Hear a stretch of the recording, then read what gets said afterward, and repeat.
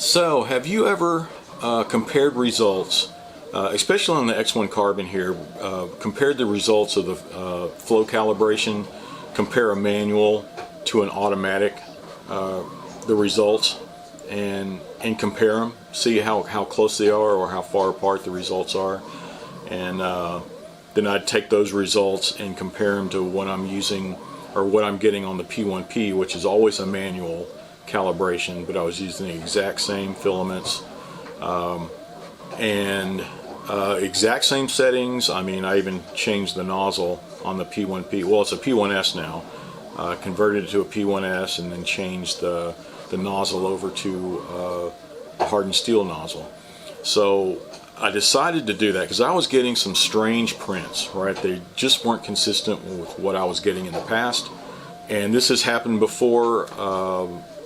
I know, I don't know if it's just coincidence or not, but every time there's been a couple of times when they'd put out a new firmware release, and I'd load it up and then I'd go back with some production parts, and with these, I saved the project, so when I pull it up, it's the exact same settings, and boom, not working. I have to go back and start tweaking everything, and sometimes I wasted a day. Sometimes there was one firmware release where it took me a week to get it back to where it was going. These are production parts now.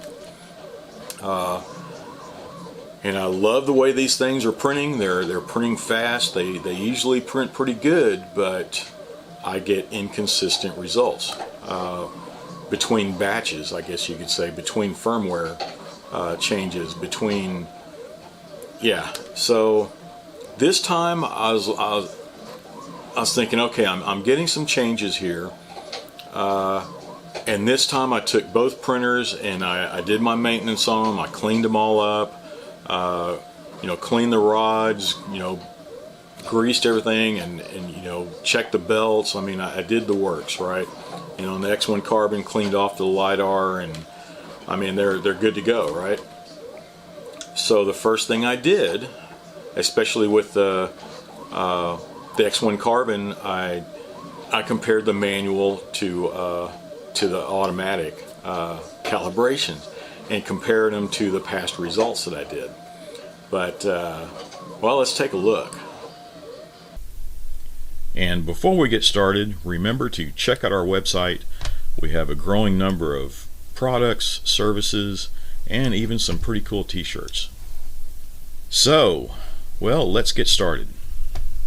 Well, okay, so you can see I do a lot of ASA here, and you can see some of the K values that I had used on the auto calibration. This is on an X1 Carbon, and I was getting consistently 0.026, 0.024, and it would, I think you can see I was using Overture, and obviously also use Polylite. But on this one, you can see the 0.015. There's a big difference. This one, I did a manual calibration when it was at 0.026 using the auto calibration, and I did a manual, and by visually looking at it, I was like, man, I think 0.015 looked a little better.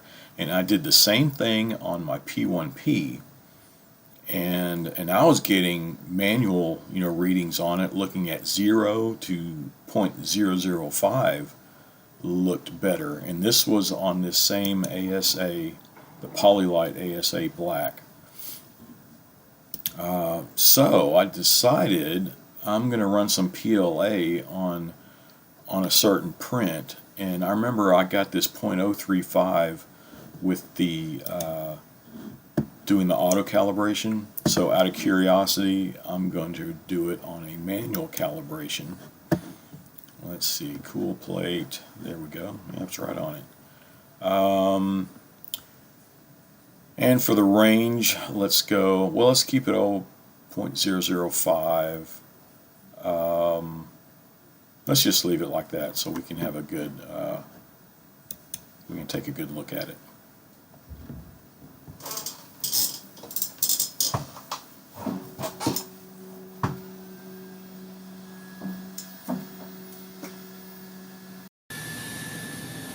Yeah, so here's the results. Let's take a look. See if I can do this. It's hard to read, isn't it? But well, it went from 0 to 0.05. Is that in 5 inches? So there's 0, then 0.0005, then 0.010. Okay, so it goes in that increments, and it looks like it got up to 0.20. If I'm looking at this one, I think that one is the best one. This one goes up to 0.25. This goes to 0.30. Yeah, see, it's starting to bulge back here. So I think this one looks better at 0.020.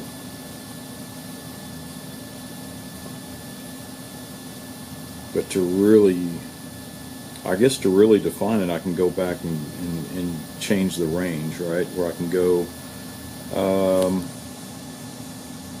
where I go from 0.015 and up to 0.03, but do it in 0.001 increments. That'll be interesting. Let's see what that does. Okay, so let's go back. Let's do a manual calibration. Everything's the same. We're going to change from 0.015 and we'll go up to 0.03, 0.001 increments. So this will be a little more detailed, right? Within that range.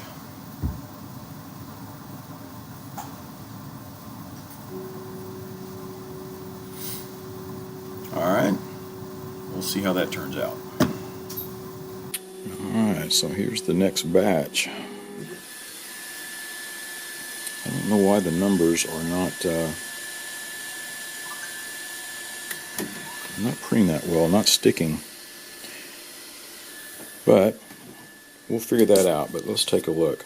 Because what I'm thinking is, the settings that I have this on right now are the 0.035 that I was talking about. But let's see.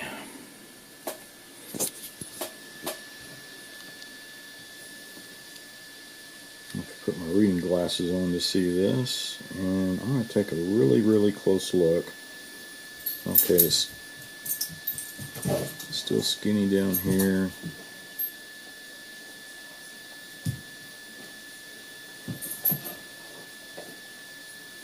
Yeah, so I'm still looking at, what is it, 0.020. The next one up is 0.021, but it gets skinny over here. 2. Yeah, so if we're way up here, where it's showing 0.029. Yeah, see how it's blotched here and real skinny right here. But I'm going to go back down here and I'm going to input 0.020. Yeah, I think that's what looks better on for this one. So let's go back. 0.020, and what was this?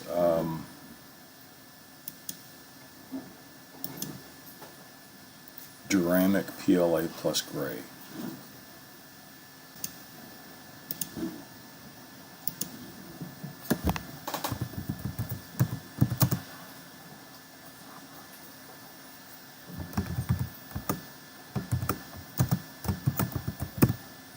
Alright, so that should overwrite what I just put in here, but you can see,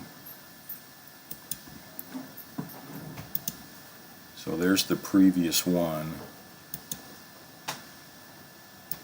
but it was at 0.035, right?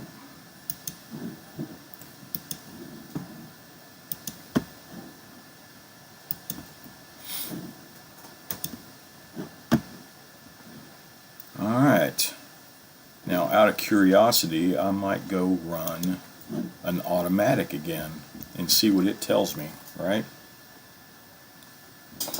So the auto calibration, here's the settings, cool plate, generic, and there we go. We'll see how this one goes. Alright, it's winding it back. Looks like it has done its duty. So let's see what it tells us. So here we go. Let's see what happens. Look at that, 0.032.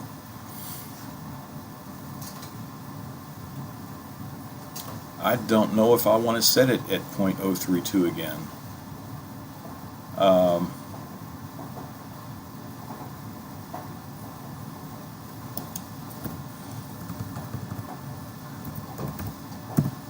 just going to label it test again.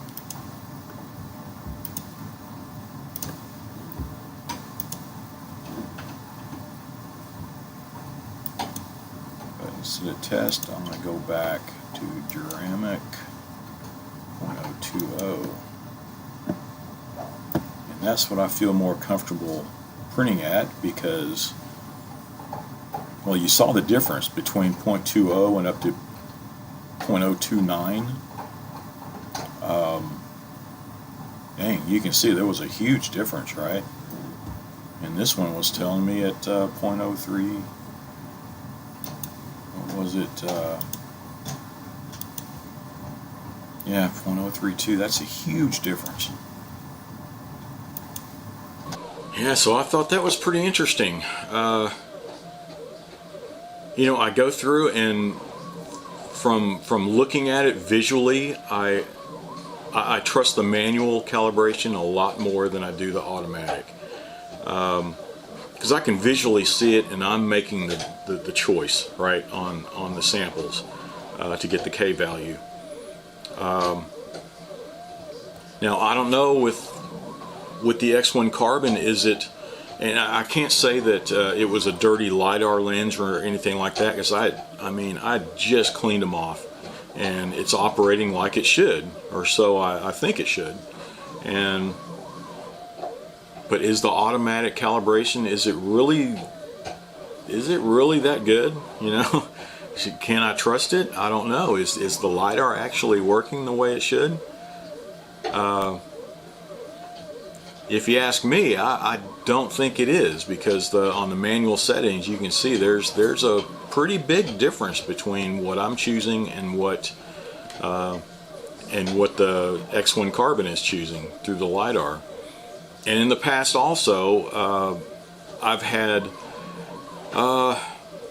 where it went through and it didn't detect a spaghetti, you know, building up, and it's just a matter of me. I happened to be walking by and went, oh shit.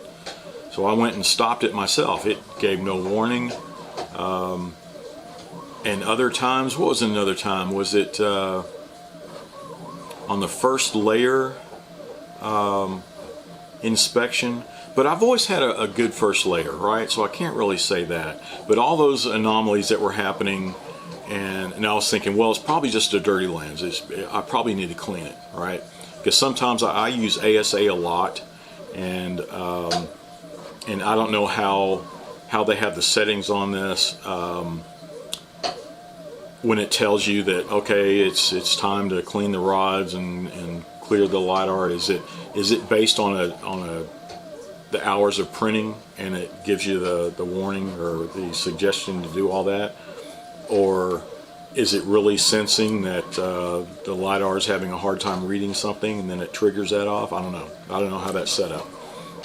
I'll have to read about that. But in the past, I was always just thinking, well, it's probably, I just need to clean it. It's probably something I did.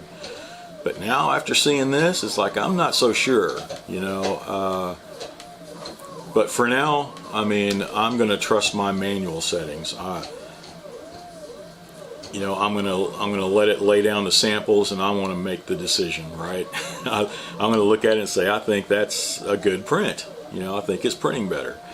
But those are my results. Would it be interesting? Try it yourself. You know, especially if you have an X1 carbon, and compare the results, and let me know what you think. All right. So, well, I guess that's it for this video. I don't want to keep rambling about it, but as always, thanks for watching. Be sure to subscribe and watch for my next video.